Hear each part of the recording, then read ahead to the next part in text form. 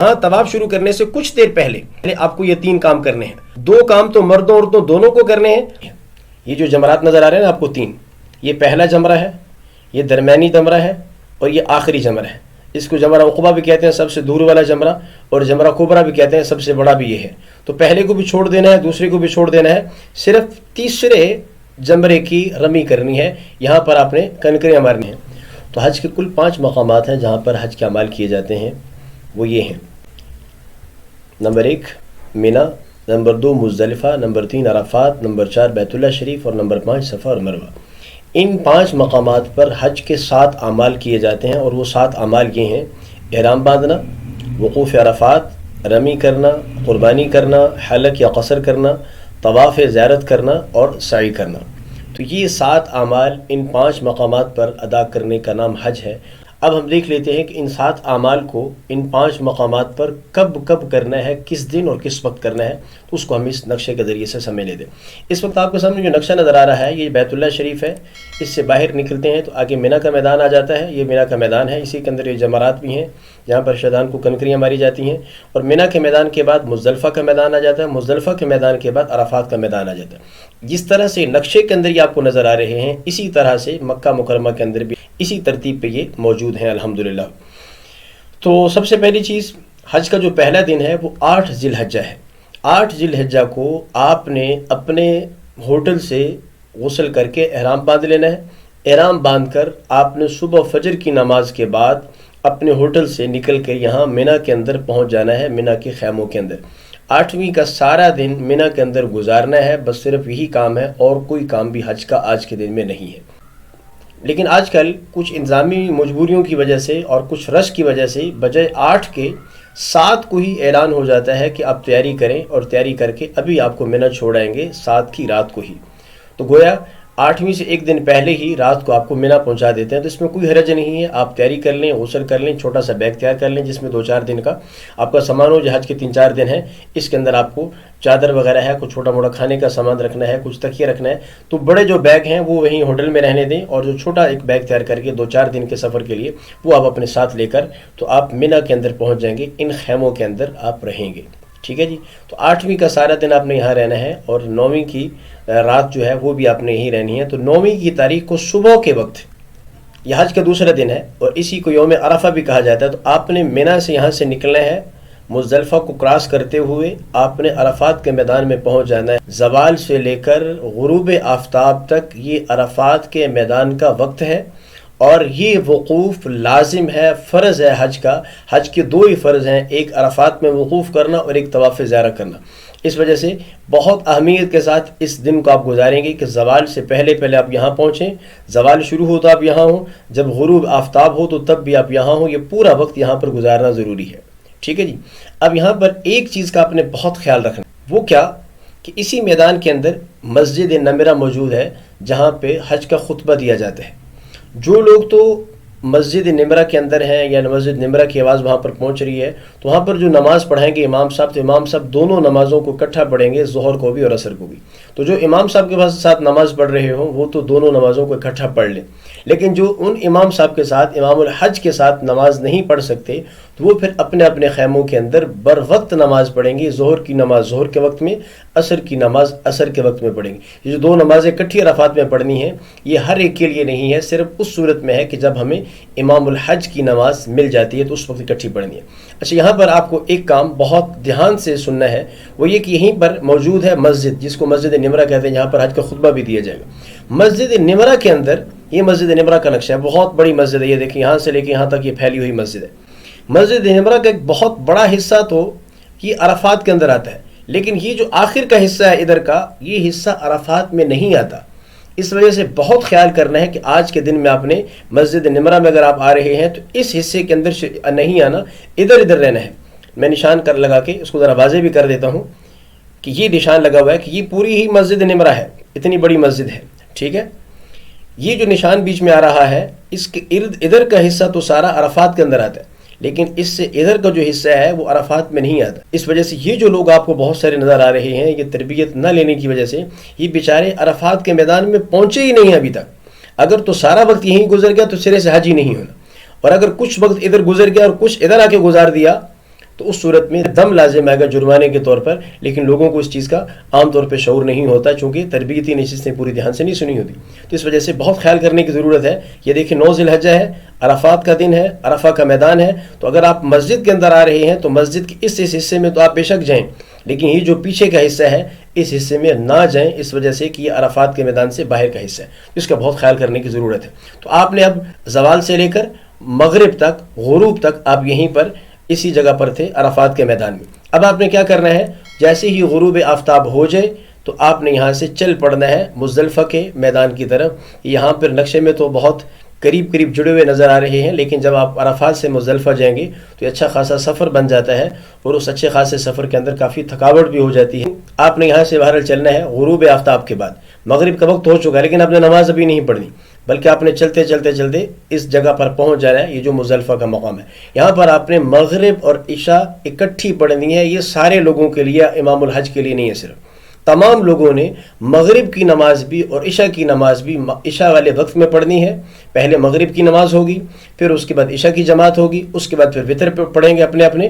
تو اس وجہ سے یہاں پر آپ نے یہ دونوں نمازیں پڑھنی. اگر کسی نے راستے میں مغرب کی نماز پڑھ لی، ابھی مزدلفہ نہیں پہنچا تھا، تو اس کی مغرب کی نماز نہیں ہوئی، اس کو یہاں آ کر دوبارہ نماز پڑھنی ہوگی. ٹھیک ہے جی. تو یہاں پر آپ نے کیا کرنا ہے، مزدلفہ کے مقام پر آپ پہنچ گئے تو یہاں پر آپ نے مغرب اور عشاء پڑھ کے اس کے بعد یہاں آرام کرنا ہے. یہاں کوئی خیمے نہیں ہیں، یہاں کوئی بستر نہیں، آپ کے پاس جو چھوٹی موٹی کوئی چادر ہوگی اسی سے آپ کو گزارا کرنا ہے. اور یہ بہت برکت والی رات ہے. حضور صلی اللہ علیہ وسلم کے فرمان کے مطابق عرفات کا میدان بھی بہت بڑی برکت والا تھا اور قبولیت والا، لیکن فرمایا کہ اس کی جو رات ہے یہ رات عرفات کی رات سے بھی کسی درجے میں بڑی ہوئی ہے. بہت برکت والی رات ہے، قبولیت والی رات. آپ نے رات یہیں پہ گزارنی ہے، لیکن مزدلفہ کا عمل رات کا نہیں ہے. جو مزدلفہ کا وقوف ہے، جو مزدلفہ کے اندر آپ نے وقوف کرنا ہے، وہ یہ دیکھیں 10 ذی الحجہ کی صبح صادق سے طلوع آفتاب تک. یہاں آپ نے رات تو گزاری ہے اور رات مسنون تھی گزارنا، لیکن جو واجب ہے مزدلفہ کا وہ ہے فجر کی نماز کے وقت سے لے کر طلوع آفتاب تک کا جو درمیانی وقت ہے، اس وقت میں مزدلفہ کے اندر تھوڑی دیر قیام کرنا یہ واجب ہے. اس وجہ سے آپ کیا کریں گے کہ رات گزاری، فجر کا نماز کا جب وقت شروع ہوا تو اول وقت میں ہی نماز پڑھی، نماز پڑھ کے اب آپ مزدلفہ سے نکل جائیں گے. طلوع آفتاب کی انتظار کرنے کی ضرورت نہیں ہے. اب یہاں سے نکل کر سیدھے ادھر مینا کی طرف چلے جائیں گے. یہ یہاں پر تو نقشے میں بڑے قریب قریب ہیں، لیکن جب چل کر آئیں گے تو بہت فاصلہ ہے، بہت تھکاوٹ ہو جاتی ہے. آپ نے یہاں پر خیموں میں آ کر پہنچ جانا ہے. آج کا دن بہت اہم ہے، اس وجہ سے کہ آج کے دن میں اپنے بڑے اہم کام اکٹھے کرنے ہیں. آج عید والا دن یہاں پر آ چکا ہے 10 ذی الحجہ، تو تیسرا دن شروع ہو چکا ہے گویا کہ. تو تیسرے دن میں آپ نے کیا کیا کرنا ہے، تو تیسرے دن میں آپ نے 3 کام کرنے ہیں بالترتیب. ٹھیک ہے. نمبر 1 رمی کرنی ہے. ٹھیک ہے. اور رمی یہ صرف جمرہ عقبہ کی کرنی ہے. یہ جو جمرات نظر آ رہے ہیں نا آپ کو 3، یہ پہلا جمرہ ہے، یہ درمیانی جمرہ ہے، اور یہ آخری جمرہ ہے. اس کو جمرہ عقبہ بھی کہتے ہیں، سب سے دور والا جمرہ، اور جمرہ کبریٰ بھی کہتے ہیں، سب سے بڑا بھی یہ ہے. تو پہلے کو بھی چھوڑ دینا ہے، دوسرے کو بھی چھوڑ دینا ہے، صرف تیسرے جمرے کی رمی کرنی ہے. یہاں پر آپ نے کنکریاں مارنی ہیں. جب آپ مزدلفہ سے آئے تھے تو مزدلفہ سے آتے ہوئے یہاں پر بہت کنکر پڑے ہوتے ہیں، کنکریاں آپ کو یہیں سے لے لینی ہے. 70 کنکریاں ہر بندہ اپنے پاس اکٹھی کر لے، اس لیے کہ یہاں پر 70 کنکریاں آپ کو مارنی پڑنی ہے 3 دنوں کے اندر. تو اپنے پاس تھیلی کے اندر جہاں سے ہی 70 کنکریاں آپ جمع کر لیں گے. تو پہلے نمبر پر آپ نے مینا پہنچ کے کیا کرنا ہے جی، رمی کرنی ہے.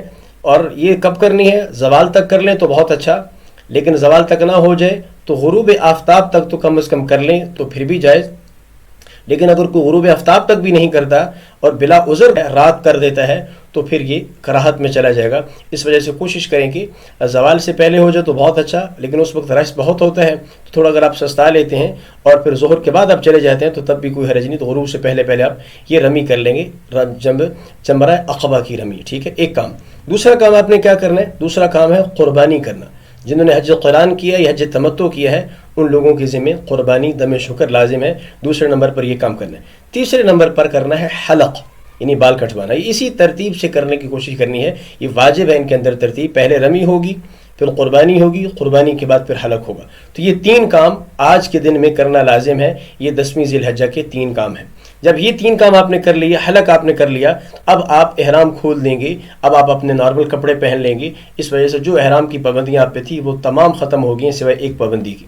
ایک پابندی ابھی تک باقی ہے، ابھی تک آپ کی بیوی آپ کے لیے حلال نہیں ہوئی، بیوی کے لیے شوہر حلال نہیں ہوا. باقی جتنی پابندیاں تھیں، خوشبو لگانا، سلے ہوئے کپڑے پہننا، بال کاٹنا، وہ سب کے سب پابندیاں جو ہے وہ اب ختم ہو گئی ہیں. تو یہ تیسرے دن کے 3 کام ہیں. ٹھیک ہے جی.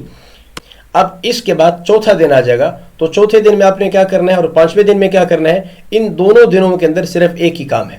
ٹھیک ہے، چوتھا دن بھی 5واں دن بھی، یعنی 12 ذی الحجہ بھی اور 11 ذی الحجہ بھی، ان دونوں دنوں میں کیا کرنا ہے؟ آپ نے صرف رمی جمار کرنے کے لیے مینا کے اندر رہنا ہے. پہلے اس جمرے کی، پھر اس جمرے کی، پھر اس جمرے کی، تینوں کی کرنی ہے. اور اس کا طریقہ کار یہ ہوگا کہ جب اس جمرے کے پاس رمی کے لیے آئیں گے اس وقت آپ تلبیہ جو ہے وہ روک دیں گے، تلبیہ روک کے آپ رمی کریں گے. اور یہ جتنی رمیاں ہیں، پہلے دن کی رمی تو 10ویں کی رمی تو زوال سے پہلے مسنون تھی، لیکن یہ باقی جتنی رمی آپ نے کرنی ہے ان 3 دنوں میں وہ زوال کے بعد اس کا وقت شروع ہوتا ہے. زوال کے بعد سے لے کر آپ غروب تک کریں، یا غروب کی بھی بات کر لیں، رات کو جا کے کر لیں، کسی وقت بھی کر لیں. صبح صادق سے پہلے آپ ان 3 جمرات کی رمی کر لیں گے. تو یہ 3 عمل ہیں. تو یہ اس طرح سے آپ کا تیسرے دن کا عمل بھی اور چوتھے اور 5ویں دن کا عمل بھی بڑے واضح ہو گئے. اب آپ کا ایک کام رہ گیا ہے، طواف زیارت. تو طواف زیارت کا کون سا کب کرنا ہے؟ تو طواف زیارت کا یہ 3 دن ہیں، جب چاہیں کر لیں. ٹھیک ہے، کون کون سے؟ 10 ذی الحجہ، 11 ذی الحجہ اور 12 ذی الحجہ کی عصر تک جب سہولت ہو تو کر لیں. یعنی آپ یہاں پر جب آئے تھے تو یہ 10 ذی الحجہ تھی. مینا میں جب آپ واپس آئے مزدلفہ سے مینا واپس پہنچے تو یہ 10 ذی الحجہ تھی. تو آ کر آپ رمی کر لیں، قربانی کر لیں، حلق کر لیں. یہ 3 کام تو کرنے ہی کرنے تھے. لیکن اگر آپ ان تینوں کے بجائے ان کو چھوڑ کے طواف زیارت پہ نکل جاتے ہیں تو تب بھی کوئی حرج نہیں، آپ کر سکتے تھے. لیکن اگر آپ نے رمی کر لی، یہاں پر رمی کر لی تھی پہلے دن اور قربانی اور حلق باقی ہے، تب جا کے طواف زیارت کریں تب بھی کوئی حرج نہیں. تو اس وجہ سے طواف زیارت ان میں سے کسی چیز کے ساتھ بھی اٹیچ نہیں ہے. وہ بالکل آزاد رکن ہے. 10 تاریخ کو شروع ہو جاتا ہے، 10ویں، 11ویں اور 12ویں کی عصر تک جب آپ کو سہولت ہو تو آپ طواف زیارت کر سکتے ہیں. آپ یہاں سے چلے جائیں، طواف زیارت کریں، طواف زیارت کرنے کے بعد پھر واپس مینا کے اندر آ جائیں. تو یہ ترتیب ہے حج کی. جب طواف کر لیں گے تو طواف کے بعد پھر سعی کریں گے. اس وجہ سے کہ عام طور پر سعی کرنا ابھی تک باقی ہوتا ہے. حکم یہ ہے کہ اگر کسی نے احرام باندھ کر نفلی طواف کر لیا تھا اور نفلی طواف کرنے کے بعد حج کی سعی کی نیت پہلے کر لی تھی تو اس طرح سے بھی حج کی سعی ہو جاتی ہے. لیکن عام طور پر لوگ ایسا کرتے نہیں ہیں، اس وجہ سے سعی کرنا ابھی تک باقی ہوتا ہے. تو جب آپ طواف زیارت کر لیں گے تو طواف زیارت کرنے کے بعد پھر آپ کو سعی کرنے کے لیے جانا ہے. تو سعی کرنے کا وہی طریقہ جو عمرے میں. البتہ طواف زیارت میں تھوڑا سا فرق ہے. آپ کو طواف کی بات تو ہم پہلے عمرے میں بھی کر چکے ہیں، لیکن تھوڑا سا فرق آپ کو یہ کرنا پڑے گا. ایک تو یہی ہے کہ آپ کو تلبیہ بند کر دیں گے جیسے آپ نے عمرے میں کیا تھا، لیکن یہاں پر آپ حج کے طواف کی نیت کریں گے کہ میں حج کا طواف کرتا ہوں. ٹھیک. اور تیسرے نمبر پر یہ ہے استباء کرنا. استباء کرنا تو استباء تو اسی صورت میں ہو سکتا ہے کہ جب آپ کا احرام ابھی تک باقی ہو. لیکن اگر آپ پہلے ہی مینا کے میدان کے اندر رمی بھی کر چکے ہیں اور قربانی بھی کر چکے ہیں اور حلق بھی کر چکے ہیں تو پھر آپ نے عام نارمل کپڑے پہنے ہوئے ہوں گے. اس وجہ سے عام نارمل کپڑوں میں پھر استباء نہیں ہوتا. اس لیے اگر تو ابھی احرام میں ہی ہوں، یعنی کوئی عمل ان میں سے بھی باقی تھا، ابھی آپ نے احرام کھولا نہیں ہے اور اس کے بعد ابھی سعی کرنا باقی ہے تو پھر استباء کر لیں، ورنہ اس کی ضرورت نہیں ہے. تو آپ شروع کرنے میں وہی طریقہ کار، پہلے استقبال کریں گے آ کر ایسے کر کے اللہ اکبر جیسے کہتے ہیں، اور پھر اس کے بعد استلام کریں گے اور استلام کرنے کے بعد پھر اس کا طواف کریں گے. اور پھر رمل کی وہی ترتیب ہے. اگر اس کے بعد سعی کرنی ہے تو رمل بھی کیا جائے گا، یعنی اکھڑ کے چلنا 3 چکروں میں. اگر بعد میں سعی کرنا باقی نہیں ہے تو پھر رمل کی بھی ضرورت نہیں. باقی رہی سعی، اس کا کیا طریقہ کار ہے؟ تو جیسے عمرے کی آپ نے سعی کی تھی صفا سے لے کے مروہ تک، اسی طرح سے 7 چکر حج کی سعی کے بھی ہیں. جب یہ چیزیں مکمل ہوگی اب ہمارا الحمدللہ حج شرعی طور پر جو اعمال کرنا ہمارے ذمہ تھا وہ مکمل ہو گیا. اللہ تعالیٰ اس کو اپنی بارگاہ کے اندر قبول فرمائے اور اللہ تعالیٰ ہمیں حج مبرور کی سعادت نصیب فرمائے. اللہ تعالیٰ ہم سب کو بار بار اپنے پیارے گھر کی بھی، اپنے پیارے حبیب صلی اللہ علیہ وسلم کے روزہ اقدس کی بھی مقبول اور مبرور حاضرین نصیب فرمائے. السلام علیکم ورحمۃ اللہ وبرکاتہ.